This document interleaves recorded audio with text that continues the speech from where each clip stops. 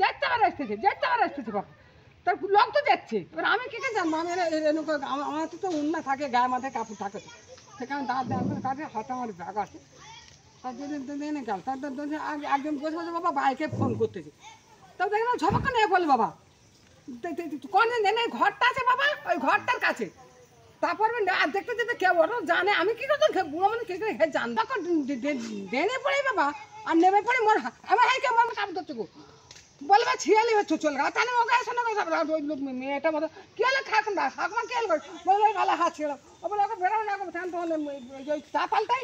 মেয়ের বাড়ি যাওয়ার পথে ছিনতাই বৃদ্ধার ৮০,০০০ টাকার সোনার গয়না। ঘটনাটি ঘটেছে হাওড়ার জগৎবল্লভপুরের মাজু এলাকায়। এদিন সকাল ৬টা নাগাদ চঙ্গুর আলী শেখ পাড়ার বাসিন্দা জহরা বেগম নামে বছর ৬৫-র এক বৃদ্ধা সকাল ৬টা নাগাদ বাগনানে তার মেয়ের বাড়ির উদ্দেশ্যে রওনা দিয়েছিলেন। ওই বৃদ্ধা জানান, রাস্তা দিয়ে হেঁটে যাওয়ার সময় হঠাৎই দুই ব্যক্তি বাইকে করে তার পিছু নেয়, তার সাথে যেচে আলাপ করতে চায়, এমনকি বাইকে করে পৌঁছে দেবার কথাও তারা বলে। এরপরই আচমকাই তার গলা থেকে সোনার হার ও টাকা ছিনিয়ে চম্পট দেয়। এই ঘটনায় এলাকায় ব্যাপক চাঞ্চল্য ছড়ায়। ওই মহিলা তড়িঘড়ি জগৎবল্লভপুর থানায় অভিযোগ জানান। তৎক্ষণাৎ ঘটনাস্থলে পৌঁছায় জগৎবল্লভপুর থানার পুলিশ। ইতিমধ্যে ঘটনার তদন্ত শুরু করেছেন জগৎবল্লভপুর থানার পুলিশ। বারবার জগৎবল্লভপুর এলাকায় চুরি ছিনতাইয়ের মতো ঘটনা ঘটায় প্রশাসনের ভূমিকা নিয়ে উঠছে প্রশ্ন।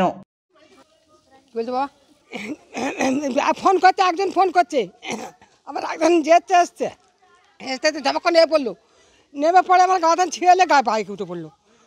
আগে বলতাম তোমাকে দিয়ে আসবো, আমি হাতে দিয়ে আসবো, ট্রেন রাস্তা দিয়ে আসবো, আমি না আমাকে ট্রেন রাস্তা দিয়ে আসতো না, আমাকে তোমার ট্রেন রাস্তা দিয়ে আসবে না, চলো ঠাকুমা আমি তোমাকে দিয়ে আসতেছি বলে যেতে আসছে দেখে যে লোক আর কেউ নেই। এবার আমি কী জানবো, গাছের গোড়ার কাছে পোস্টারের কাছে নেমে পড়লো, নেমে পড়ে আমাকে ছিঁড়ালে গাছ আমার জিনিস কেন চিপচকো ছেলে উঠে পড়লো। আবার একজন ফোন করতেছে, আচ্ছা একজন নেমে পড়লো।